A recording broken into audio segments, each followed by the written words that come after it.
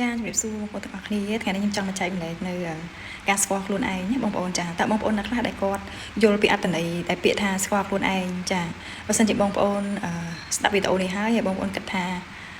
បងប្អូនស្គាល់ខ្លួនឯងហើយបងប្អូនអាច comment នៅក្នុងវីដេអូនេះបានតែបើសិនជាបងប្អូន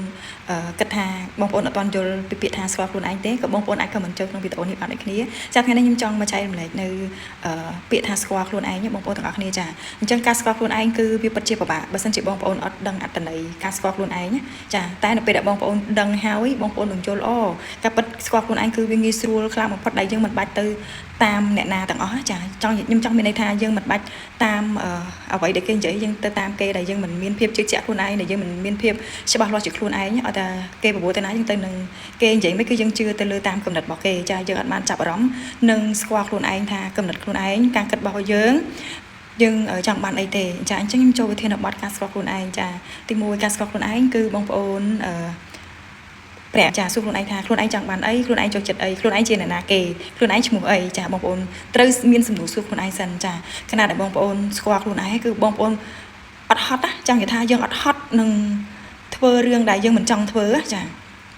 អញ្ចឹងបងប្អូនត្រូវតែស្វែងយល់ពីការស្គាល់ខ្លួនឯងឲ្យច្បាស់បងប្អូននឹងលេងហត់លេងពិបាកលេងតាមអ្នកណាទាំងអស់ក្រៅពីខ្លួនឯងហើយការស្គាល់ខ្លួនឯងនេះគឺយើងស្គាល់ហើយគឺយើងលេងហត់ហើយគឺយើងងាយស្រួលចាយើងចង់ធ្វើអីគឺយើងធ្វើនឹងប៉ុន្តែយើងធ្វើអ្វីដែលមិនប៉ះពាល់អ្នកដទៃហើយក៏មិនអាត្មានិយមសម្រាប់អ្នកដទៃដែរការស្គាល់ខ្លួនឯងគឺយើងស្រឡាញ់ខ្លួនឯងដែលអ្វីដែលជាខ្លួនឯងចាយើងអ្វីដែលជាខ្លួនឯងមានន័យថារូបរាងកាយរបស់យើងបែបណាគឺយើងស្រឡាញ់រាងកាយយើងបែបហ្នឹងចាធម្មជាតិបានផ្ដល់ឲ្យឪពុកម្ដាយយើងដែលបានផ្ដល់កំណត់ឲ្យយើងបែបណាគឺយើងទទួលស្គាល់ការពិតនៅអ្វីដែលយើងមានចាមិនថារាងកាយរបស់យើងមិនថាជីវៈរបស់យើងឬមិនថាក្រុមគ្រួសាររបស់យើងបែបណាក៏ដោយយើងព្រមនឹងទទួលស្គាល់ការពិតណានៅអ្វីដែលយើងមានហើយយើងពេញចិត្តនឹងស្រឡាញ់នៅអ្វីដែលយើងមានដូចគ្នាចាយើងអត់ហត់យើងអត់ពិបាកយើងអត់ប្រៀបធៀបខ្លួនឯងទៅនឹងអ្នកណាម្នាក់ឯងបងប្អូនមនុស្សម្នាក់គឺមានភាពខ្លាំងរៀងៗខ្លួនភាពខ្លាំងរបស់យើងចាហើយការស្គាល់ខ្លួនឯងគឺយើងស្រឡាញ់ខ្លួនឯង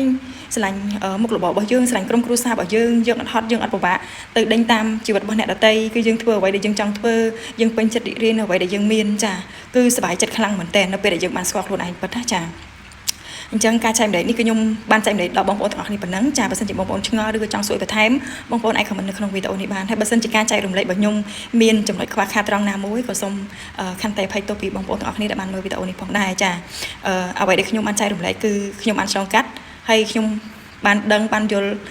កម្រិតណាគឺខ្ញុំចែកទៅបងប្អូនទៅតាមអ្វីដែលខ្ញុំដឹងខ្ញុំយល់គឺការស្គាល់ខ្លួនឯងគឺវាមានច្រើនអត្ថន័យវាច្រើនណាបងប្អូនចាអញ្ចឹងបើសិនជាយើងរៀបរាប់ក៏វាច្រើនដែរចានេះខ្ញុំគ្រាន់តែនិយាយខ្លីៗខ្លឹមៗឲ្យបងប្អូនទាំងអស់គ្នាយល់ទេចាអញ្ចឹងបើសិនជាបងប្អូនស្គាល់ខ្លួនឯងហើយគឺបងប្អូននឹងលែងហត់ហើយចាស្គាល់ខ្លួនឯងកាន់តែឆាប់គឺកាន់តែល្អចាព្យាយាមនៅជាមួយខ្លួនឯងឲ្យបានច្រើនព្យាយាមស្ដាប់បេះដូងព្យាយាម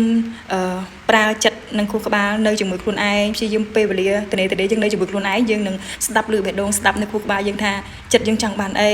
យើងចូលចិត្តអីអញ្ចឹងបងប្អូននឹងយល់ចាអរគុណច្រើនបងប្អូនទាំងអស់គ្នាខ្ញុំមានតែប៉ុណ្្នឹងទេចាអរគុណ